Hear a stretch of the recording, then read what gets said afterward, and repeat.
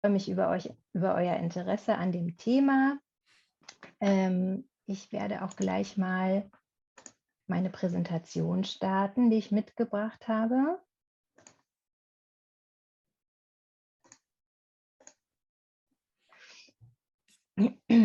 Genau, heute geht es um das Thema Kitas in Berlin. Ich stelle mich kurz vor.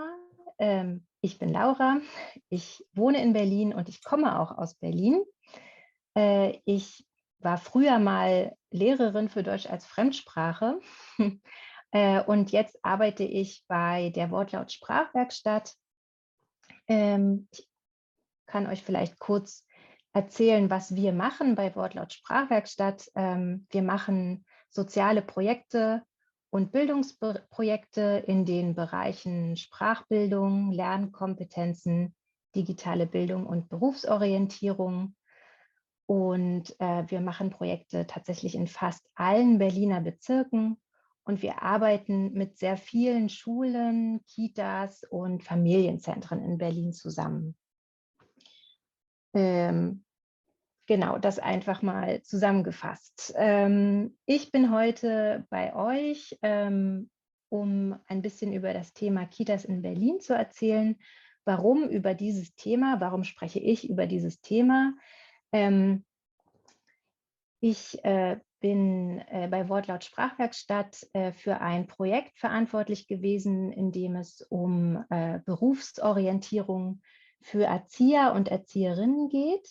Dazu kann ich später auch noch etwas sagen. Dadurch habe ich ein bisschen Erfahrung mit Kitas. Außerdem bin ich selber Mama von 2 Kindern, die hier in die Kita gehen, oder ein Kind ist schon in der Schule, das andere ist jetzt noch in der Kita, und kann da ein bisschen aus meiner Erfahrung berichten. Und außerdem bin ich in der Kita, in die meine Kinder gehen, auch Vorstandsmitglied. Wir sind nämlich eine Elterninitiative. Das heißt, wir haben die Kita selbst gegründet und eröffnet und ich bin dort im Vorstand und deswegen weiß ich auch ein bisschen, wie es auf der anderen Seite aussieht, nämlich als Kita-Leitung, die viele verzweifelte E-Mails von Eltern bekommen, die einen Kita-Platz suchen. Das sind so meine 3 Erfahrungen, die ich mitbringe, um mit euch ein bisschen über das Thema zu sprechen. Ich habe jetzt schon gemerkt, dass es sehr unterschiedliche Voraussetzungen hier gibt bei euch. Also manche sprechen sehr, sehr gut Deutsch, also schon auf Muttersprachenniveau. Andere sind vielleicht noch so in der Mittelstufe unterwegs. Ich versuche, mein Sprachniveau und mein Tempo so anzupassen, dass es für alle gut verständlich ist. Wenn ihr etwas nicht versteht, meldet euch gerne oder schreibt in den Chat. Dann kann ich auch noch mal was wiederholen. Und ich habe gemerkt, dass einige von euch auch schon selbst viele Erfahrungen und Vorkenntnisse haben, was die Kita-Platzsuche in Berlin angeht. Ich versuche auch auf eure Fragen noch einzugehen. Genau, werde aber natürlich erstmal vor allen Dingen über die Basics der Kita-Platzsuche in Berlin sprechen. Worum soll es heute gehen? Heute geht es um erstmal ein paar interessante Zahlen zu Kitas in Berlin und dann um wichtige Fragen, zum Beispiel, ab wann darf mein Kind in die Kita gehen? Wie viel kostet ein Kita-Platz in Berlin? Was machen und lernen Kinder in der Kita? Wie melde ich mein Kind für die Kita an? Warum ist es so schwierig, einen Kita-Platz zu finden, vor allen Dingen in Berlin? Und am Ende soll es auch darum gehen, vielleicht kann sich der oder die eine von euch auch vorstellen, einmal selbst in der Kita zu arbeiten. Auch dazu kann ich kurz was sagen. Und am Ende zeige ich euch noch 2 Seiten, auf denen ihr sehr viele Informationen findet. Also geht es los.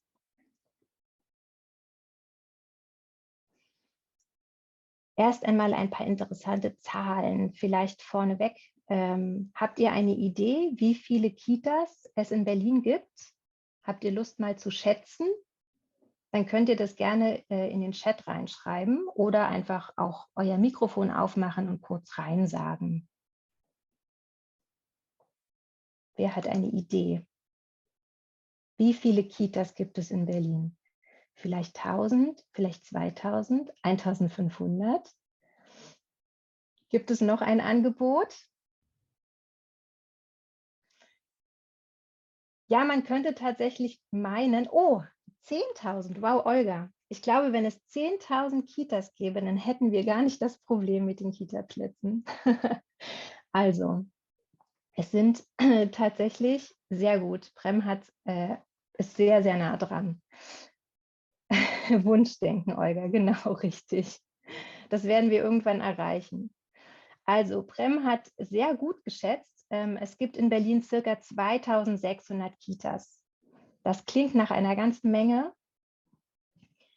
In diesen Kitas werden ungefähr 160.000 Kinder betreut. Das ist aber einfach noch viel zu wenig. Ich habe versucht herauszufinden, wie viele Kitaplätze fehlen, aber man findet ganz schwierig nur Zahlen. Das sind natürlich Zahlen, die der Berliner Senat nicht sehr gerne rausgibt, aber es müssten wahrscheinlich so an die 5.000 bis 8.000 Kitaplätze sein, die fehlen bis zum Jahr 2025, habe ich gelesen. Also es fehlen wirklich sehr, sehr viele Kitaplätze. Farah fragt, werden Tagesmütter dazugezählt? Ich gehe davon aus, dass sie dazugezählt werden, weil es hier vor allen Dingen, also es geht um Kinderbetreuungsplätze. Aber ganz genau kann ich dir das leider jetzt gerade auch nicht sagen. In diesen 2.600 Kitas arbeiten circa 37.000 Personen. Auch das ist noch zu wenig. Und vielleicht so als spannende Information, die ersten Kitas gab es in Deutschland schon im 19. Jahrhundert. 1840 gründete Friedrich Fröbel die erste Kita im Bundesland Thüringen. Ich habe hier auf der rechten Seite, seht ihr ein Foto, das habe ich gefunden. Da sieht man eine Kita in Berlin im Jahr 1906 oder 1907. Okay, das sind ein paar Zahlen zum Einstieg. Dann geht es gleich auf zur ersten spannenden Frage. Einige von euch wissen das schon, für andere ist die Information vielleicht neu. Ab wann darf mein Kind in die Kita gehen? Es ist so, dass ab dem ersten Geburtstag jedes Kind in Berlin einen rechtlichen Anspruch auf Kinderbetreuung hat. Das heißt, wenn euer Kind 1 Jahr alt wird, hat es ein Recht auf einen Kita-Platz.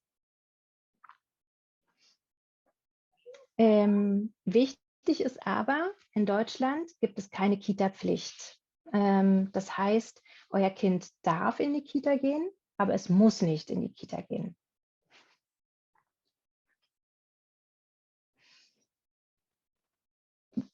In welchem Alter gehen die Kinder zur Kita? In den meisten Kitas werden Kinder im Alter von 1 bis 6 Jahren betreut oder dann, bis sie in die Schule kommen.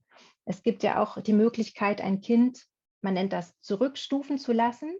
Also ein Kind, das eigentlich schon 6 Jahre alt ist und in die Schule gehen müsste, kann auch noch mal 1 Jahr länger in der Kita bleiben unter bestimmten Voraussetzungen, wenn es noch nicht bereit ist, dafür in die Schule zu gehen. Also bis zum Schuleintritt werden die Kinder in der Kita betreut. Es gibt aber auch Kitas, in denen werden Kinder erst ab einem Alter von 3 Jahren betreut. Das hängt immer vom Konzept der Kita ab.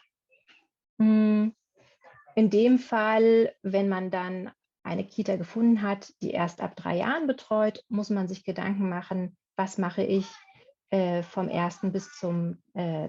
Lebensjahr. Und da kämen dann die Tagesmütter ins Spiel, die Farah vorhin erwähnt hat.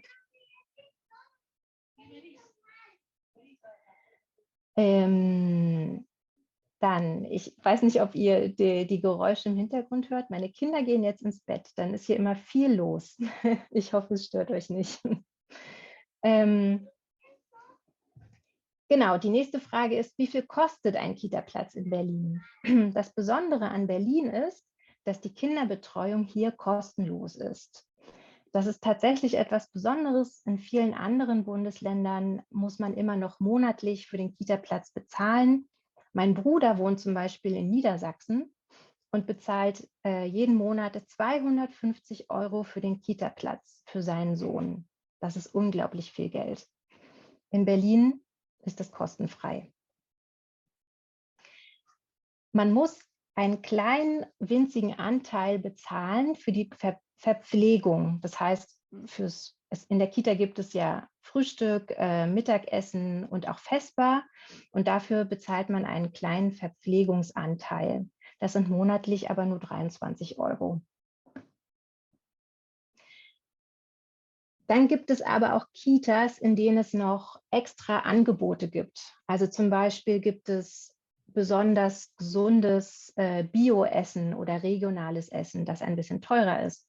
Oder es gibt besondere Aktivitäten, zum Beispiel wird Kinder-Yoga angeboten oder Breakdance. Dann kann es noch zusätzliche Kosten geben. Da gibt es aber seit einigen Jahren ein Gesetz, das sagt, diese zusätzlichen Kosten dürfen niemals teurer als 90 € im Monat sein. Ja, also damit wisst ihr, das Maximale, was auf euch zukommt, sind 90 € im Monat.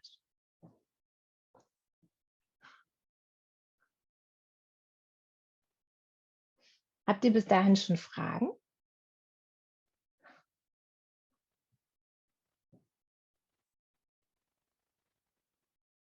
Okay, erstmal nicht. Super. Wenn ich zu schnell bin, sagt Bescheid. Dann, was machen und lernen Kinder in der Kita? Ist vielleicht auch ganz spannend. Oh, jetzt habe ich doch noch eine Nachricht im Chat. Für private Kitas.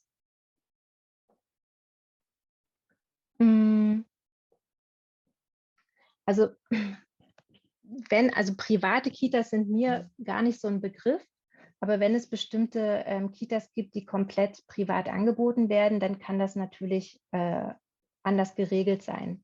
Aber im Normalfall ist es so, alle Kitas, die in Berlin Kinder betreuen dürfen, sind an die Vorgaben vom Senat gebunden. Und dann müsste die Kinderbetreuung dort kostenlos sein. Genau. Darf ich was kurz dazu sagen? Mhm. Ich hab die Erfahrung gemacht. Und zwar neben meiner Wohnung ist so eine private Kita und ich Mhm. hatte auch angerufen wegen meinem Sohn. Und sie meinten, dass man da pro Monat noch 500 € extra bezahlen muss. Also ich gehe schon stark davon aus, dass es private Kitas gibt, die vielleicht sogar noch etwas teurer sind. Mhm. Also vielleicht geht es jetzt hier eher um die öffentliche Kitas, also die dem Staat gehören. Richtig. Also ich muss auch ganz ehrlich sagen, ich bin ein bisschen überrascht, weil für mich kam es auch nie in Frage, nach einer privaten Kita zu suchen. Und deswegen sind mir noch nie welche begegnet, auch in der Projektarbeit nicht. Aber klar, wo ein Markt ist, gibt es natürlich dann auch das Angebot. Aber das sind ja unglaubliche Kosten. Was machen und lernen Kinder in der Kita? Ich habe einfach mal, jetzt muss ich hier nochmal in die Präsentation gehen, einen typischen Tagesablauf, so einige Dinge aufgeschrieben, die so in der Kita passieren. Ganz am Anfang, also das Erste, was am Morgen passiert, ist der Morgenkreis. Wer von euch weiß, was der Morgenkreis ist?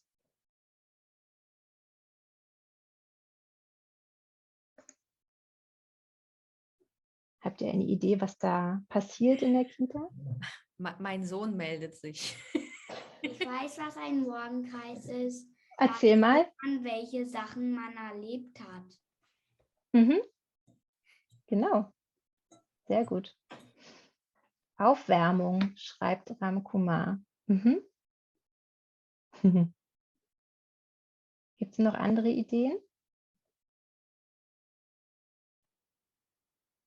Also genau, der Morgenkreis ist so eine Art Ritual. Jeden Morgen treffen sich alle Kinder Alle Erzieherinnen und Erzieher setzen sich in einen Kreis, deswegen heißt es auch Morgenkreis, und begrüßen sich. Und dann kann man zum Beispiel erzählen, was man am Tag davor gemacht hat oder was man am Wochenende gemacht hat. Oder man spricht darüber, was man am Tag in der Kita machen wird. Es wird auch oft gesungen, musiziert oder auch schon Spiele gespielt. Also genau, so eine Art Aufwärmung. Das ist sogar ein ganz gutes Wort dafür. Der Morgenkreis, das ist ganz wichtig. Dann habe ich schon gesagt, es gibt gemeinsame Mahlzeiten natürlich. Die Kinder können in der Kita Frühstück essen, Mittagessen und auch Vespern am Nachmittag nach dem Mittagsschlaf. Der Mittagsschlaf ist natürlich nicht obligatorisch. Die größeren Kinder schlafen meistens gar nicht mehr. Die kleineren haben aber die Möglichkeit zu schlafen in der Kita natürlich. Die Kinder bewegen sich, man geht raus an die frische Luft, es wird gespielt, es wird Sport getrieben.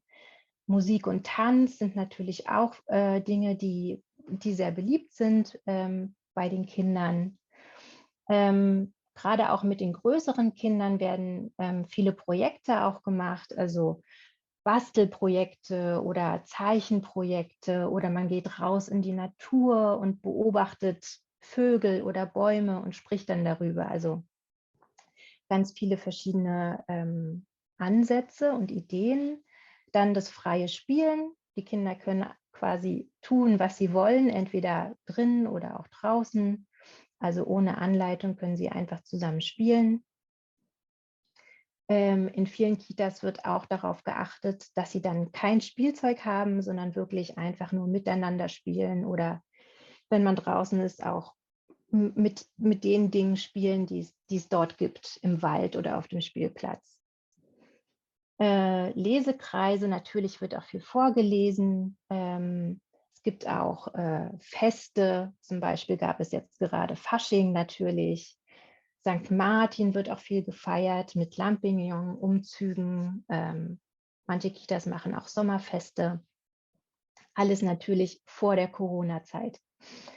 Und dann gibt es gerade auch für die größeren Kinder Ausflüge. Zum Beispiel kann man ins Theater gehen oder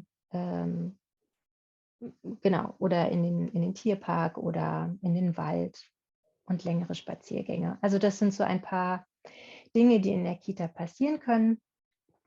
Jede Kita ist ein bisschen anders. Es gibt sehr viele unterschiedliche pädagogische Konzepte. Die Kinder, also meine Kinder gehen zum Beispiel in eine interkulturelle Kita. Da geht es viel um das kulturelle Miteinander. Und dann gibt es aber auch Waldkitas. Da halten sich die Kinder den ganzen Tag nur draußen auf, im Wald. Es gibt Kneip-Kitas. Da geht es viel um Gesundheit und sehr spezielle Ansätze. Also da gibt es ganz, ganz viele verschiedene Angebote in Berlin. Okay, gehen wir zum nächsten Punkt. Vielleicht habt ihr das schon mal gehört, aber in Berlin arbeiten alle Kitas nach dem Berliner Bildungsprogramm. Das sind so eine Art Guidelines für die pädagogische Arbeit mit Kindern. In dem Berliner Bildungsprogramm gibt es Informationen über den Bildungsauftrag einer Kita. Also was sollen die Kinder in der Kita lernen und tun?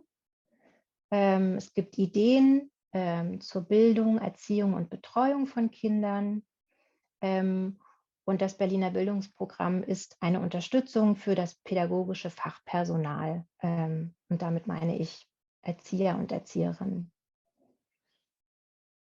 Vielleicht interessiert euch das und ihr möchtet euch ein bisschen genauer informieren darüber, was eure Kinder in der Kita lernen und nach welchen Grundsätzen sie betreut werden. Dann könnt ihr das Berliner Bildungsprogramm zum Beispiel runterladen im Internet oder man kann es auch in gedruckter Version bestellen Und eigentlich alle Kitas haben natürlich mindestens ein Exemplar auch bei sich und leihen es bestimmt auch gerne aus.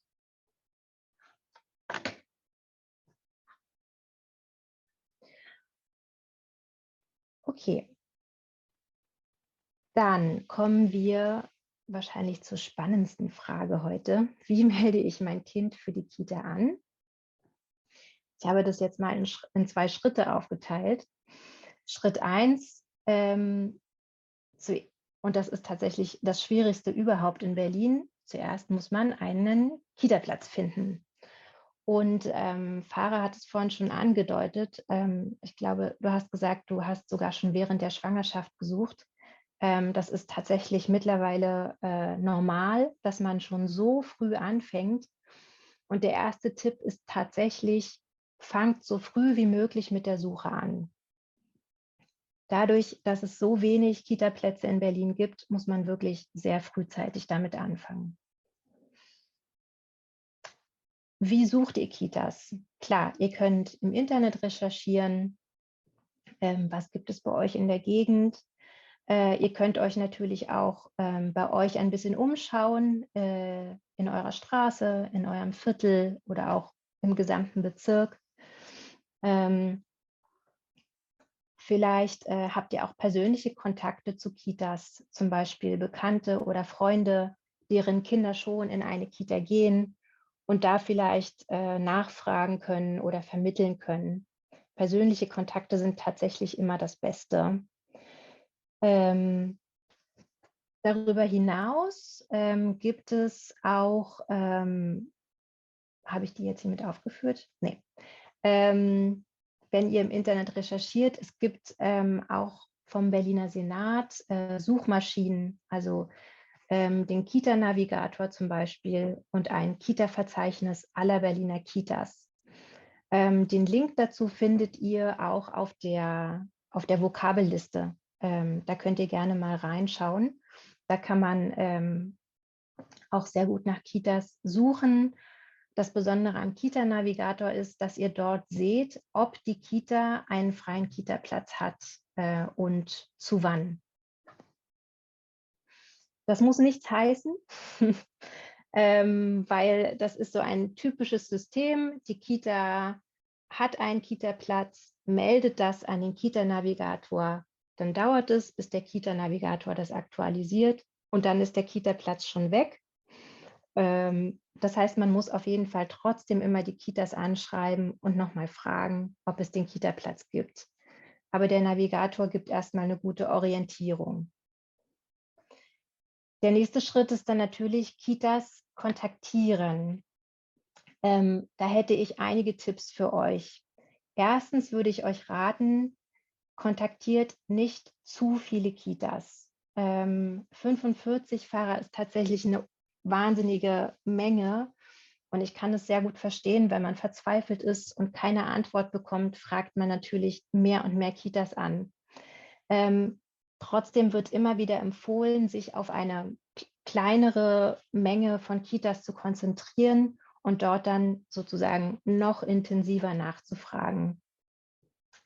Wie kontaktiert ihr die Kitas? Anrufen ist tatsächlich immer eine sehr gute Strategie.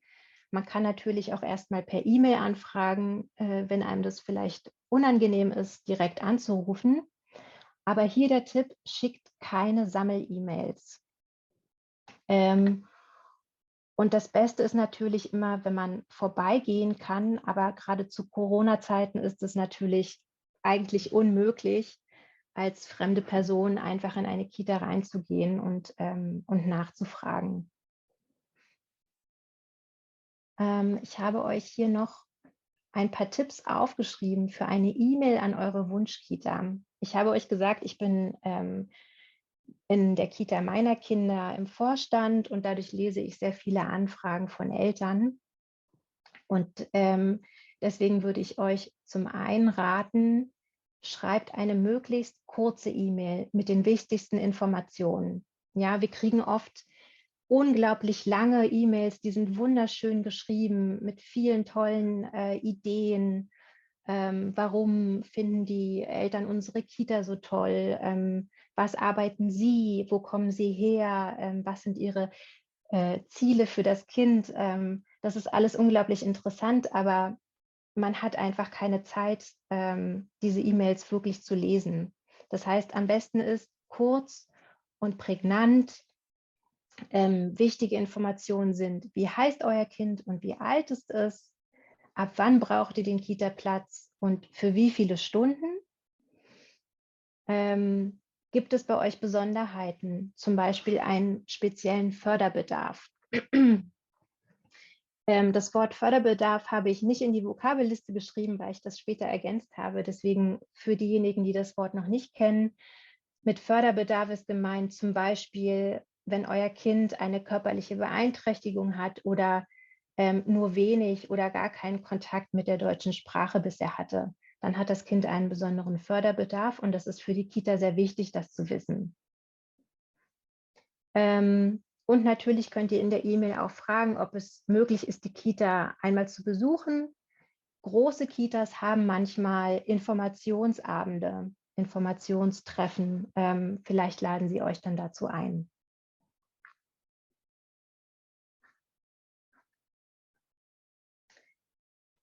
Hier auch nochmal der Hinweis, wichtig ist, schreibt jede Kita individuell an und schreibt keine Sammel-E-Mails.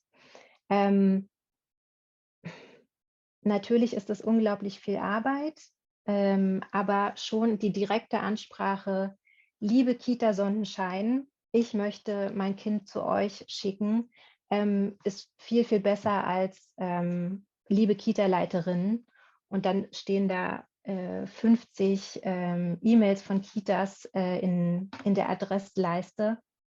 Das wirkt dann nicht besonders gut. Also macht euch die Mühe und schreibt jede Kita individuell an. Jetzt gibt es eine Frage, Ramkumar.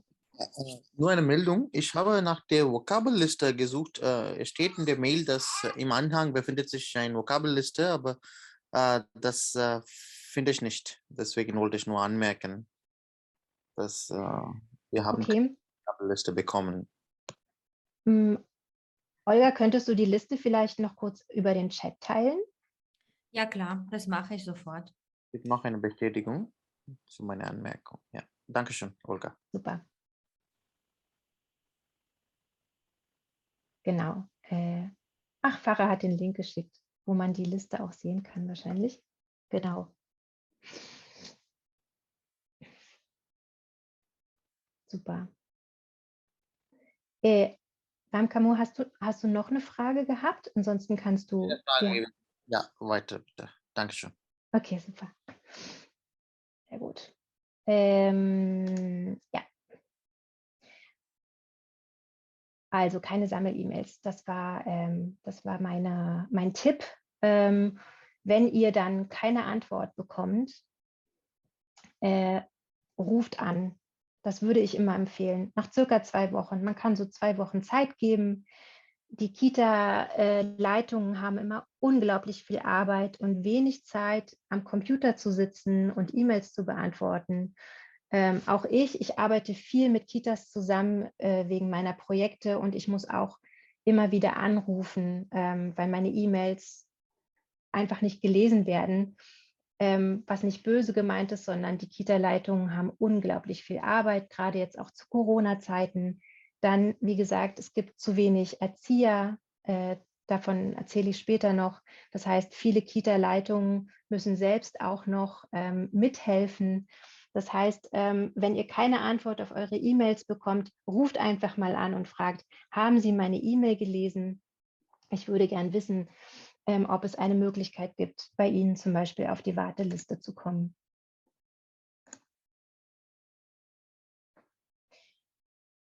So, und genau, hier einfach auch nochmal der Hinweis, kontinuierlich nachfragen. Farah hat das vorhin schon angesprochen. Und um nochmal auf deine Frage vom Anfang einzugehen, da ist tatsächlich jede Kita anders. Das ist leider wirklich so. Manche sagen, wir schreiben dich auf die Warteliste und wir melden uns bei dir. Du musst dich nicht mehr melden. Andere sagen, bitte regelmäßig nachfragen und die nächsten sagen gar nichts dazu. Da muss man dann rausfinden, was die Kita will. Da gibt es leider kein einheitliches System. Und das ist unglaublich anstrengend für die Eltern auf der Suche. Ich kann da leider keinen anderen Tipp geben. Bei uns in der Kita ist es zum Beispiel so, dass wir eine Warteliste haben und wir allen Eltern Bescheid geben, wir schreiben dich erstmal auf die Warteliste, aber die Warteliste ist sehr, sehr lang. Manche Eltern fragen dann nochmal nach, aber wir sind auch nur eine sehr kleine Kita.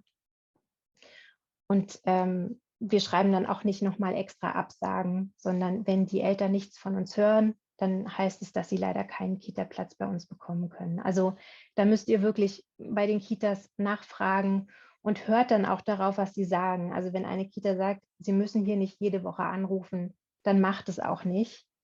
Aber man muss auch dranbleiben trotzdem. Ne? Also man darf sich nicht immer sofort abschütteln lassen. Man muss einen Mittelweg finden. Eine wichtige Information, vielleicht wusstet ihr das noch nicht, das Jugendamt kann euch bei der Suche helfen. Wenn ihr keinen Kita-Platz findet, muss euch das Jugendamt sogar helfen bei der Suche. Das heißt, das Jugendamt fragt dann für euch bei verschiedenen Kitas an, ob es einen Kita-Platz gibt. Jetzt schaue ich mal in den Chat.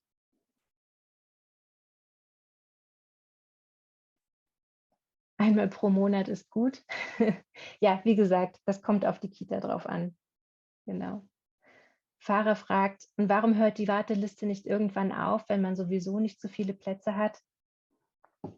Ja, also sicherlich, das wird auch in jeder Kita sicherlich anders gehandelt. Wir schreiben die Leute drauf. Bei uns ist es so, wir haben nur 25 Plätze und bei uns kommt es darauf an, dass wir auch die richtige Kombination von Kindern haben.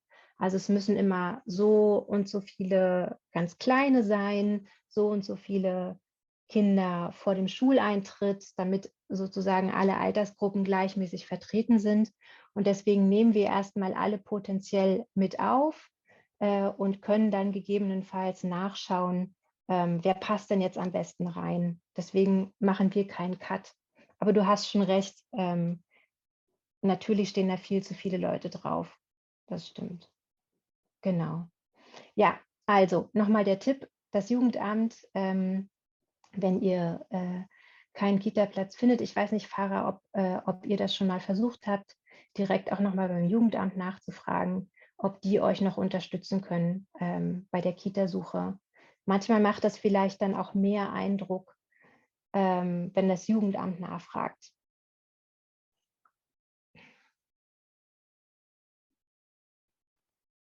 Okay. Habt ihr dazu Fragen? Sonst würde ich zu Schritt 2 gehen. Wie melde ich mein Kind für die Kita an?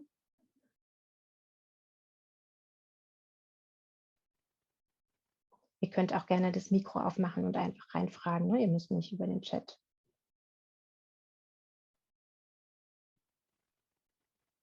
Okay.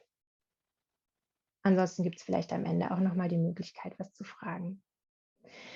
Dann Schritt 2, den Kita-Gutschein beantragen. Wisst ihr, was der Kita-Gutschein ist? Kennt ihr das schon? Habt ihr davon schon gehört? Habt ihr ihn schon beantragt? Fahrer garantiert? Wie ist es mit den anderen? Prem hat ihn schon, gehört schon. Okay, also ohne den Kita-Gutschein kann euer Kind nicht in die Kita gehen. Der Kita-Gutschein ist so eine Art Voucher, könnte man sagen, für die Kinderbetreuung. Ja, also die Kosten werden ja übernommen, aber dafür braucht ihr eben diesen Gutschein. Und komischerweise ist das tatsächlich, obwohl es Berliner Bürokratie ist, ist das gar nicht so schwer, den zu beantragen. Das Schwierige ist tatsächlich, den Kita-Platz zu finden. Das heißt, die meisten Eltern haben den Kita-Gutschein schon lange, aber finden keinen Kita-Platz. Das ist das Traurige daran. Genau, wann solltet ihr den Kita-Gutschein beantragen? Mindestens 2 Monate, bevor euer Kind in die Kita gehen soll und maximal 9 Monate davor. Ramkumar, ja, frag gerne.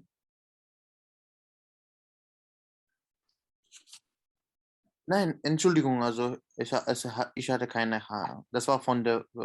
Ach so, das war noch von davor. Ich habe gerade die Hand gesehen, dachte, die Jetzt wäre kann das- neu.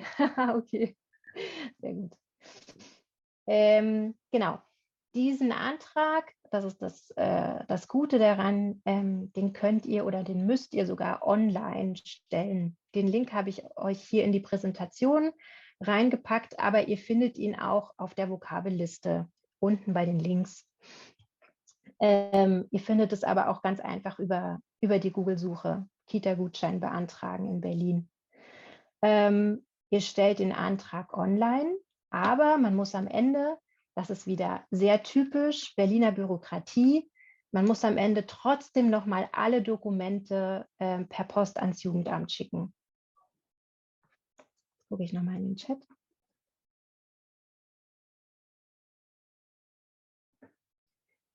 Prem sagt, für die Teilzeitbetreuung ist der Gutschein gültig für viele Jahre. Was meinst du damit, Prem? Kannst du das noch kurz erklären?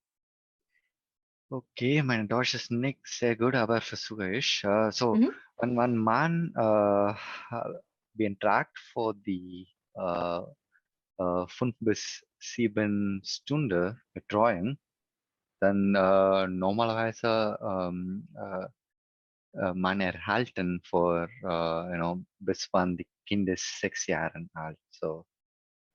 Das Ja, geht für genau.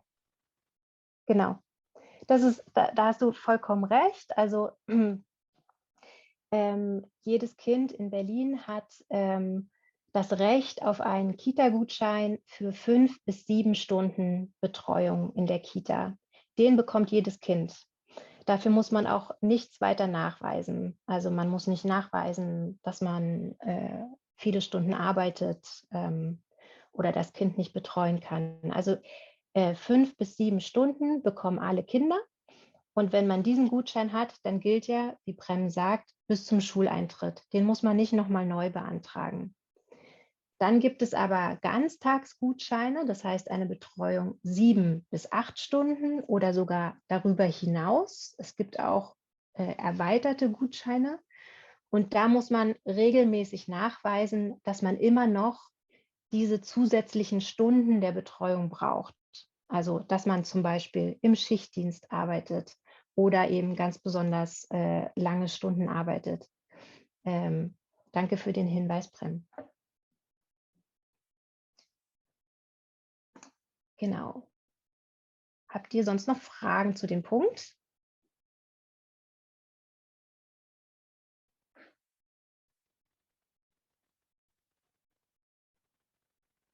Okay.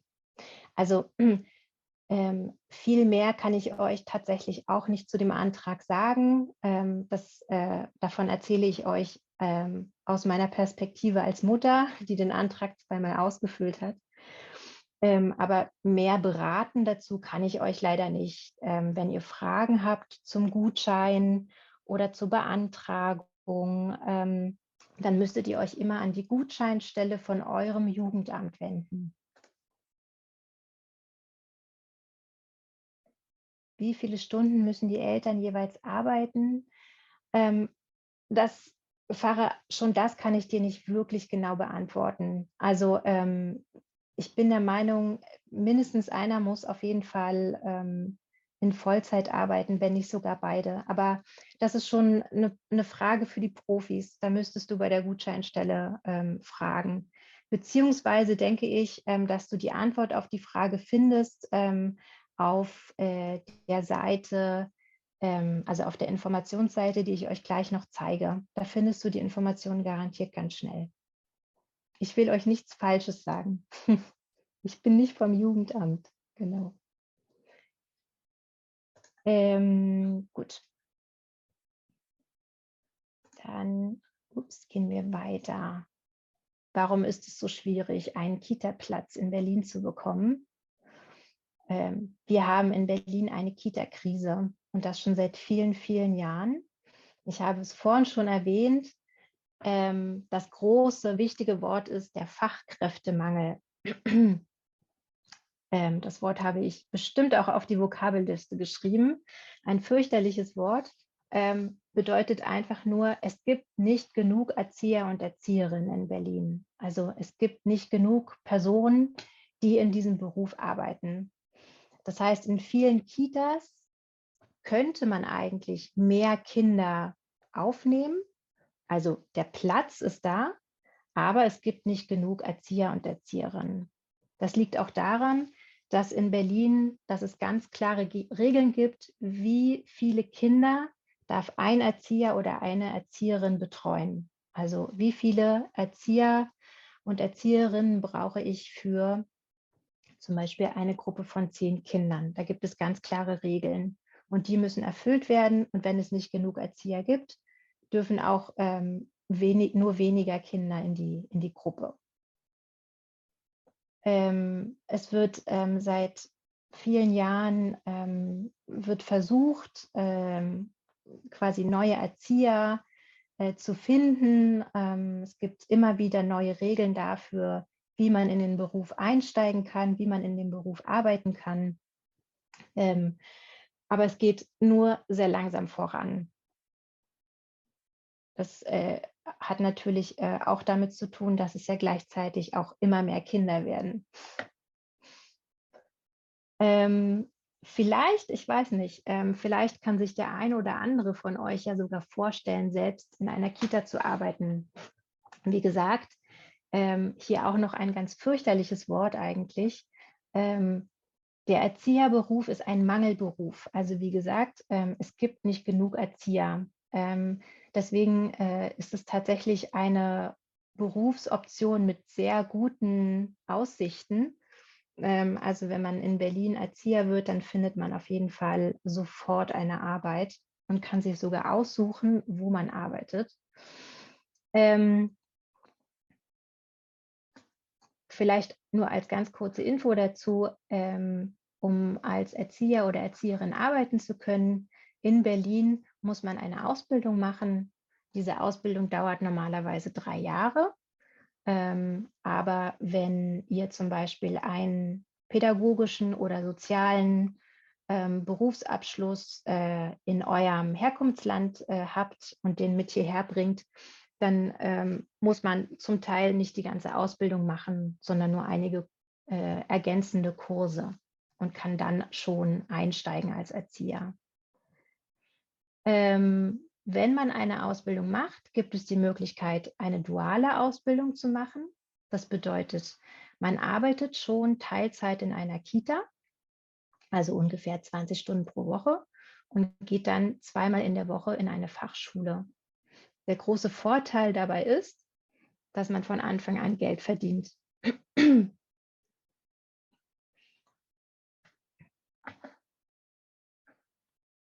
Genau, das so als kleine Information. Ich habe euch vorhin gesagt, wir bei Wortlaut Sprachwerkstatt bieten Orientierungskurse an, also für Personen, die sich für den Erzieherberuf interessieren, aber noch nicht genau wissen, ob das wirklich gut zu ihnen passt. Die können bei uns teilnehmen.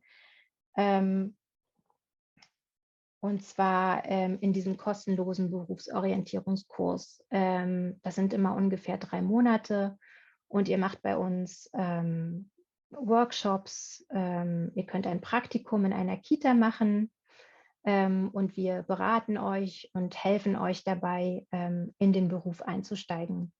Also wenn sich irgendjemand von euch das vorstellen kann, in einer Berliner Kita zu arbeiten, könnt ihr gerne auf uns zukommen und herausfinden, ob der Erzieherberuf zu euch passt und wie ihr in einer Kita arbeiten könnt.